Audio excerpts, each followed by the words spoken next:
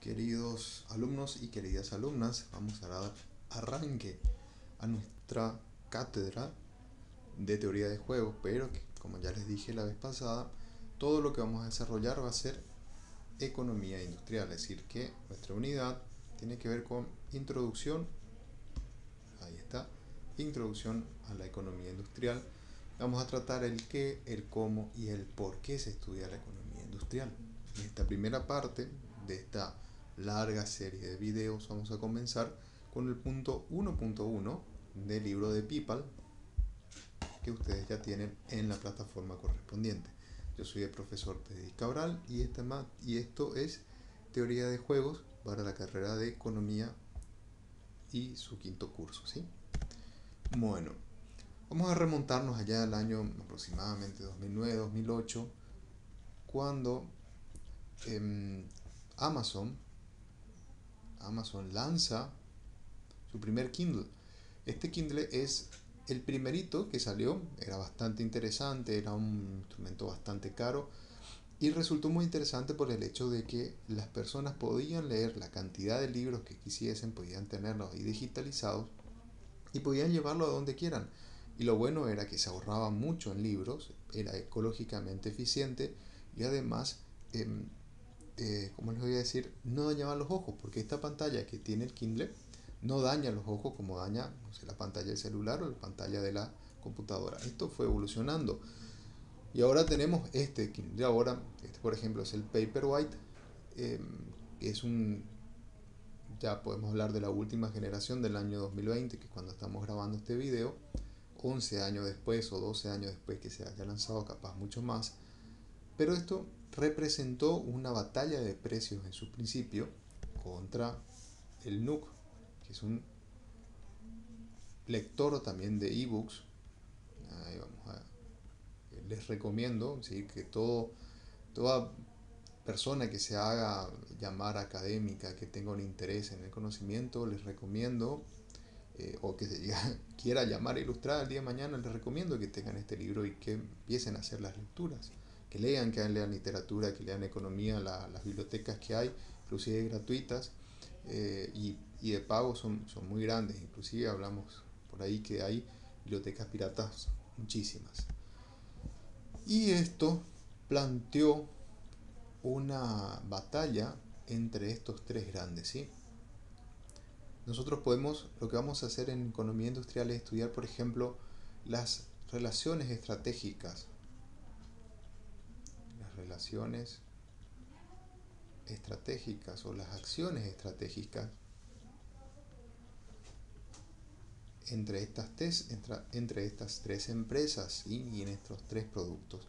También, por ejemplo, vamos a estudiar temas delicados, como por ejemplo, como nos da nuestro libro, el tema de que teníamos 10, cuando se escribió este libro, 10 inversionistas muy importantes dedicados a la compra de bienes raíces en Estados Unidos, de bienes raíces, que estaban amañados, si quieren decirle que estaban coludidos, esa es la palabra que vamos a ocupar mucho, coludidos, para poder manipular la oferta y bajar los precios de las casas con remate, ¿sí? Del remate, de los remates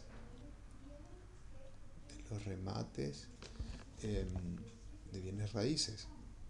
Entonces lo que hacían era manipular el precio para poder lograr esto. Es decir, cómo se relacionan estos 10 individuos para poder lograr una colusión es a lo que vamos a nosotros a estudiar. Ahora, también, ¿qué vamos a estudiar? Por ejemplo, hay evidencias, si ustedes pueden ir a ver, por ejemplo, esto puede ser un tema de investigación tranquilamente, un factor que se conoce como discriminación de precios. Discriminación de precios.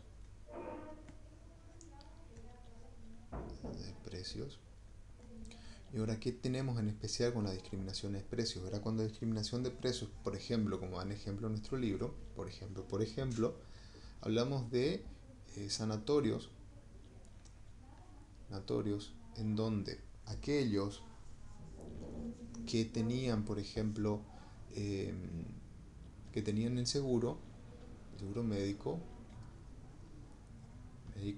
pagaban más. ingresaban más que aquellos que no tenían. Es decir, una discriminación de precios, si quieren decir, a partir de la ley que tiene, por ejemplo, Estados Unidos, podría ser totalmente ilegal, ¿verdad? Una discriminación de precios por paciente. Por ejemplo, economía industrial estudiaría, en un caso de que tengamos en Paraguay la fusión entre Tigo y no sé, y Claro. Entonces estas dos empresas podrían tener poder monopólico o un poder oligopólico muy fuerte que podría afectar el bienestar de las personas. También se puede estudiar si es que Tigo, Claro, Personal no están coludidos para poder manipular los precios eh, entre ellos, o si están en una guerra de precios. Esos son temas de investigación bastante interesantes, ¿sí?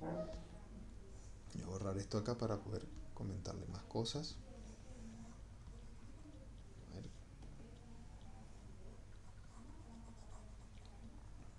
Mi pobre compu está haciendo lo que puede.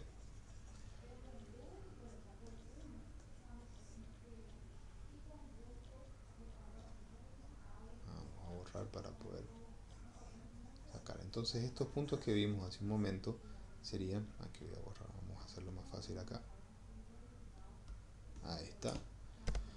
Entonces, estos puntos en particular que vimos de forma muy escueta es lo que estudia la economía industrial, y lo que nosotros a través de esta materia buscamos es poder desarrollar un marco de pensamiento para saber qué onda, qué pasa con eso, qué pasa con esta gente que colude para manipular el precio en perjuicio del público.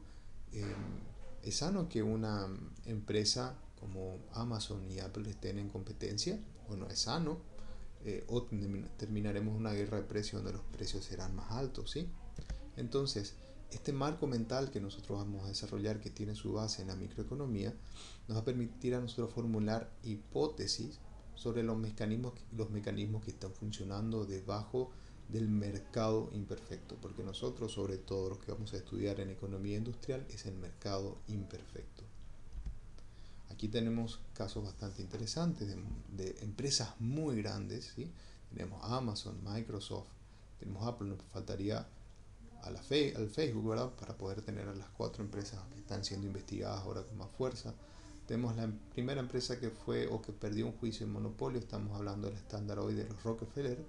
La Carnegie Steel después se vendió y se convirtió en US Steel, o en acero de los Estados Unidos, y fue una empresa que tuvo una fuerte repercusión, sí, porque fue posiblemente la empresa más grande del mundo, hablamos en la época preguerra, y lo que sucedió es que también fue a un juicio con, por problemas de monopolio, sí, pero estamos hablando de un contexto distinto y hablamos de posiblemente a la familia o a los bancarios más ricos del mundo en aquella época, de los Morgan, lo cual se hizo muy difícil poder ganar ese juicio para el Estado.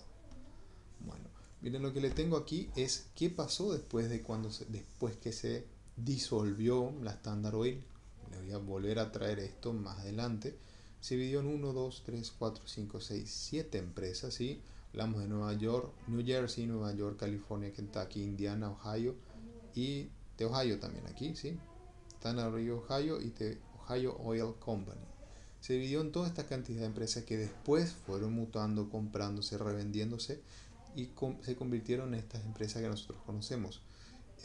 Esta no llega al sur, sin embargo la British Petroleum, el BP, es bastante conocido por el derrame que hubo hace un tiempo, un derrame en el Golfo. Derrame del Golfo. Tenemos Chevron, que es bastante conocido en México, en Estados Unidos, y ExxonMobil, que sobre todo aquí en Paraguay nos llega lo que serían aceite, sobre todo de móvil, ¿verdad? También nosotros tuvimos aquí, y seguimos teniendo, creo, no estoy seguro si tenemos o no todavía, el emblema de eso, ¿sí? Esto nosotros vamos a ir estudiando más adelante, sobre todo cuando trabajamos regulación del monopolio, si es que nos alcanza el tiempo. Bueno, entonces, ¿qué es la organización industrial o la economía industrial? La IO, se le conoce Industrial Organization en la gran mayoría de los textos, tiene que ver con el mercado productivo y cómo éste está organizado. Es decir, nosotros tenemos, es decir, una industria que puede estar compuesta de varias, empresas. Estas pueden ser toditas pequeñitas, o esta podemos tener una empresa grandota y varias empresas chicas, ¿sí? Podemos tener, por decir, dos empresas grandes o tres empresas grandes, ¿sí? Hablamos en este caso de un duopolio si tenemos dos empresas, o podemos tener directamente un monopolio, ¿sí? Estos serían los tipos de mercado que prácticamente vamos a estudiar. Y también hay otro tipo de mercado que se llama competencia monopolística y que vamos a ver si vamos a trabajarlo más adelante. Entonces el campo de estudio de la economía industrial es una rama de la economía que se refiere al estudio de la competencia imperfecta, ¿sí? Esto termina siendo mucho más realista, es la parte de la microeconomía más realista, ya que nos vamos centrando en ejemplos del día a día, es decir, en una economía más aplicada y no una economía tan teórica. Por eso justamente esta materia se encuentra al final de la carrera. Aquí tenemos dos casos. Vamos a decir que si esto puede ser estos tres señores que están acá, vamos a llamarle al mercado competitivo. Y aquí tendríamos al monopolista.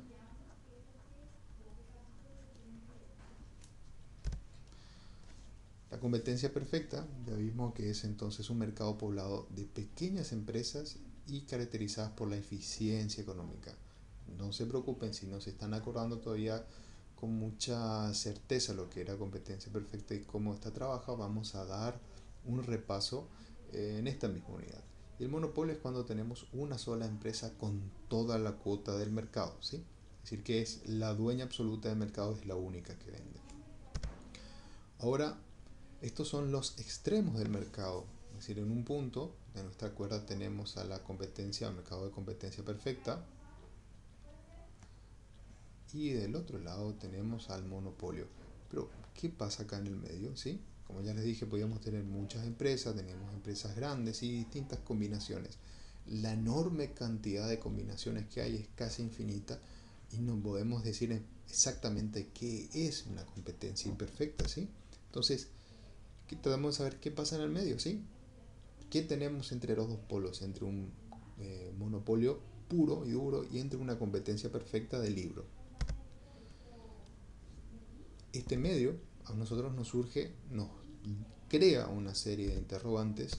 Es decir, miren por ejemplo, ¿qué pasa cuando las fuerzas competitivas están conectadas en dos o tres, concentradas en dos o tres o en varias firmas? ¿Cómo estas interactúan? No es ni un monopolio, no es ni un oligopolio y tienen la fuerza de mercado, si tienen el poder de fijar precios, ellos tres, ¿sí? Y cómo interactúan entre ellos. Luego, ¿cómo trabajan estas fuerzas competitivas cuando cada firma tiene un número limitado de competidores? Es decir, no es lo mismo la fijación de precio y la decisión de cantidad cuando tenemos una infinidad o muchísimos competidores que no son tomadores de precios, en tanto cuanto tenemos empresas que son competidores nuestras, que son fijadores de precios, el comportamiento completo cambia. Ahora, luego tenemos los precios. Los precios van a estar dictados en relación al precio marginal o a la publicidad o otras tácticas van a evitar que esto suceda, ¿sí? Recordamos que cuando decidimos de acuerdo al precio marginal y de acuerdo al costo marginal nos acercamos mucho más hacia lo que sería la competencia perfecta. Ahora, vamos a tratar de ver en estos capítulos la investigación y el desarrollo y cómo afecta esto nuestra competencia. Ya estamos hablando de investigación, de desarrollo, creación de nuevos productos. Esto suena un poquito más a una economía mucho más real que la micro que se da en libros, ¿sí? Una economía que vamos a ir viendo más adelante, que sería la economía estratégica. Excelente. Ahora, por ejemplo, ¿qué sucede? ¿Qué sucede parece que esto es con G? ¿Qué sucede para que surjan los monopolios? Es decir, ¿qué tiene que suceder? ¿Cuáles son las características del mercado? ¿O qué tiene que estar sucediendo para que tengamos un monopolio? Hay 4 o 5 características muy importantes, algunas naturales y otras creadas por el hombre a través de la ley para el surgimiento de los monopolios, ¿sí? Ahora, siguiente caso, ¿es posible evitar? Es decir, en primer lugar, si tenemos un monopolio, ¿qué puede hacer este monopolio para no perder su posición de privilegio como dador de precios? Y es posible que puedan evitarse nuevos competidores en este mercado. Es decir, puede hacer algo el monopolio para evitar que otras empresas les quiten la torta. Y definición, los mercados imperfectos están mucho menos definidos y todo este abanico intermedio es el abanico de la organización industrial. Hace no mucho, uno de los grandes referentes de la organización industrial ganó un Nobel, ¿sí? Jean Tirole, pueden buscarle, es un francés que es el dueño de una escuela de economía, de la escuela de Toulouse, pueden buscarlo, él es el director en jefe de esa escuela y uno de los accionistas. Él tiene esta escuela de economía en Toulouse, en Francia, ¿sí? Y él ganó el premio Nobel justamente por los trabajos que tuvo de organización industrial. Ahora, cuando describimos a un mercado como no perfectamente competitivo, hay muchas posibilidades, ¿sí? Ya les dije, vamos a hablar de duopolios. Cournot y Stackelberg, que ya habrán dado. Por acá tenemos un duopolio, vamos a decirlo del libro, hay muchas otras empresas pequeñas, ¿sí? Pero esto sería un duopolio por mucho tiempo, Coca-Cola y Pepsi sin ningún problema. O Android e iOS. Ahora, bueno, Huawei está sacando una nueva línea por el problema que tienen con las patentes los chinos, ¿verdad? Y con todo lo que está pasando en el 2020. Puede haber un mercado con una firma muy grande y varias empresas pequeñas. Podemos hablar del tema de los supermercados, que en Paraguay tenemos grandes supermercados y luego tenemos pequeños supermercados repartidos. Los productos de varias firmas también pueden ser los mismos. Por ejemplo, hablamos del tema del cemento, los dos cementos que circulan en el Paraguay, Iguazú, y el cemento de Vallemí de la INC, Industria Nacional del Cemento. Podemos hablar de productos que son muy diferenciados, es decir, estos productos en sí son comunes, son commodities, son productos estándar. En tanto que los productos cosméticos, acá tenemos una enorme cantidad de marcas, ¿sí? Que a la vez estas marcas están relacionadas con 4 o 5 empresas nada más, ¿sí? Pero estos productos son muy diferenciados. Aquí tenemos también un oligopolio bastante importante en tema de los cosméticos, ¿sí? Por capacidad de competencia. Voy a borrar esto acá. Ahora, la entrada puede ser difícil como los restaurantes de comida rápida. Bueno, quiero dar un ejemplo particular. Ahora, como estamos en la pandemia, hemos visto cómo han florecido el tema de la comida rápida, el reparto de comida rápida, el delivery, ¿sí? ¿Por qué sucedió eso? Eso tranquilamente puede ser estudiado, pero una de las causas que podemos hablar, el tema de las barreras de entrada, que pueden ser de muchas características, ¿sí? Eh, no podemos decir que los restaurantes sean empresas con baja barrera de entrada, sino que digo al contrario, si tiene barreras de entrada técnicas, barreras de entrada financieras, barreras de entrada de salud y de inversión de capital y de tecnología, ¿sí? Pero hablamos del tema, por ejemplo, de los restaurantes de comida rápida que nos exige en esta plena pandemia han proliferado, ¿sí?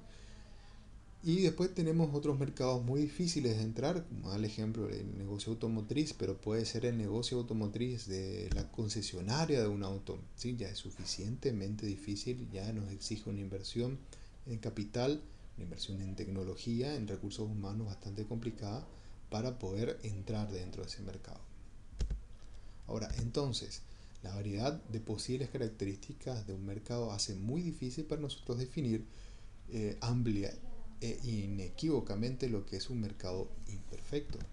Entonces, ¿cómo aquí se complica? Así cómo debe tomar las decisiones un gerente de una empresa que opera en un mercado imperfecto. Nosotros como economistas, ¿cómo podemos asesorar a esto? ¿Cómo trabajamos sobre estadística y sobre modelos económicos? Posiblemente lo que sea es que nosotros nos vamos a tirar hacia analizar ese tipo de decisiones, ese tipo de marcos ese tipo de marcos en particular, sí. Ahora, vamos a continuar. Supongamos, muy sencillo, haciendo rápido, pero bastante difícil para analizarlo desde una perspectiva económica. Por ejemplo, veamos una florería que tiene un solo tipo de flor. Si hablamos en este caso hablamos de monoproducto, es decir, por ejemplo, en una época donde hay mucha demanda, si es que se debe subir el precio o no. Ahora, de vender 12 rosas al mismo precio de una, es decir, vender por cantidad que vender por unidad es o no lo mismo.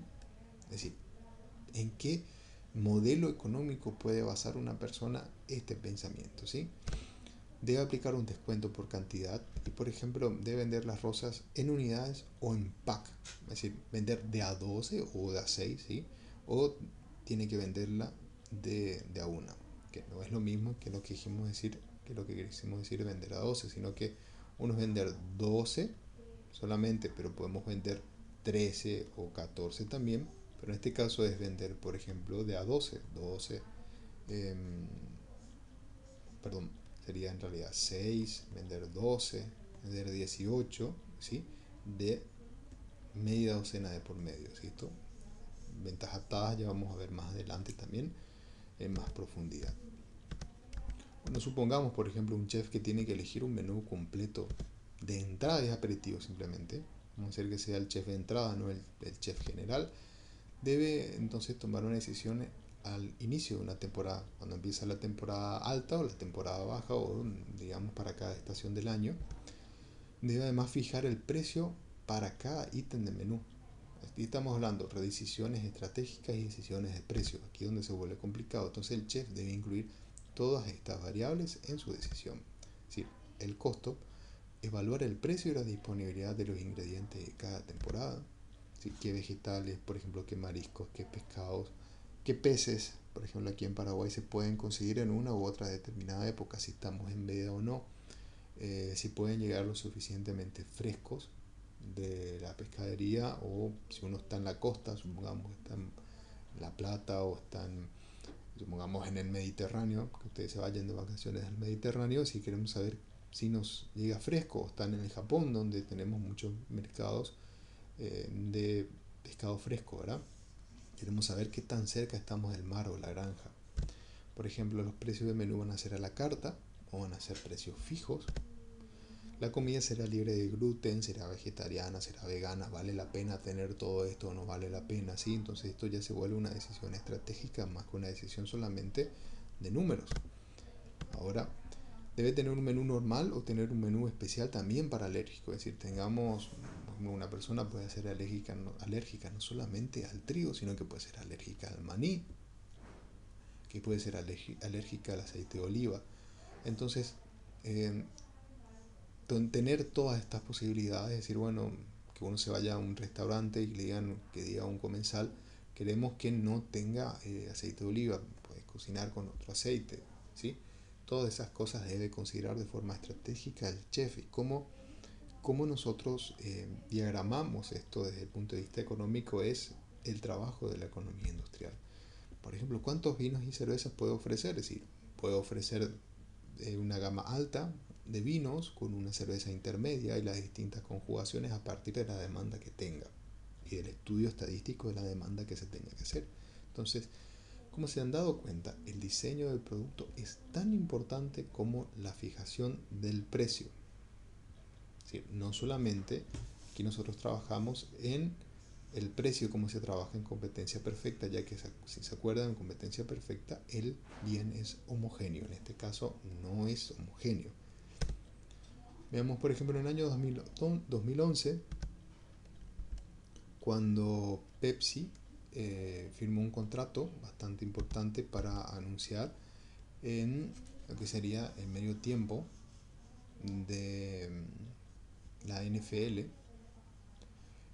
Firmó un contrato para auspiciar el Super Bowl del 2012 al 2022. ¿Cuánto les costó? Es decir, a partir de ahora, a partir de aquella época, Pepsi es la dueña de los logos, o si tiene el permiso para usar los logos de la NFL. En otra época, vamos a decir, no estoy seguro si era Coca-Cola la que auspiciaba todo el fútbol de la FIFA, ¿sí?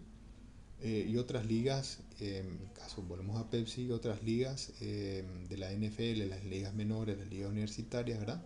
Y eran las dueñas de los anuncios y los banners y los carteles ruteros, por ejemplo, carteles que están sobre los edificios. Y ahora, el costo de eso fue de 200 millones de dólares anuales, para que se hagan una idea. Es muchísimo dinero, inclusive para una empresa enorme como Pepsi. Entonces, ¿qué diablos justifica este gasto? Y esto es lo que vamos a responder a partir de la I.O. Ahora, en el 2011 se introdujo el Kindle Fire, que es este que tenemos acá, que les recontra recomiendo, que creo que está aproximadamente entre 300 y 400, ¿sí? El modelito más chico, el de 7 o 8 pulgadas, está aproximadamente un poquito más. Sobre todo si van a seguir las clases virtuales o ya muchas clases van a partir a un modo flip, entonces es más fácil trabajar desde una tablet. Cuando en el 2011 entró el Kindle Fire con mucha fuerza, fue una competencia directa para el iPad. ¿Qué pensó Amazon? ¿Qué pensó en ese momento para decir, bueno, vamos directo contra Apple? Lanzamos nuestro producto low cost, lo ofertamos a través de nuestra super plataforma. ¿Y qué les pasó por la cabeza a Jeff Bezos para decir, bueno, este es el momento? Acuérdense que una de las empresas que más contrata economistas es Amazon. Pueden verlo en LinkedIn y ver la cantidad de economistas que tienen trabajando en su planta. Otra cosa es qué tácticas utilizó para asegurar su éxito. Es decir, eso vamos a estudiar también. Entonces, los economistas industriales utilizan estas decisiones, analizan, perdón, estas decisiones y tratan de derivar predicciones de estos análisis. Ese es el trabajo del economista. Lo que nosotros hacemos en este caso es, un gerente tiene una idea, me gustaría trabajar de esta forma estratégica, esta es mi decisión y nosotros como economistas lo que hacemos es llevamos eso a los números y a las estadísticas y lo analizamos. Entonces, por eso nuestro análisis, nuestra herramienta es el análisis estadístico. Bueno, con esto culminamos el punto 1.1 de nuestro programa.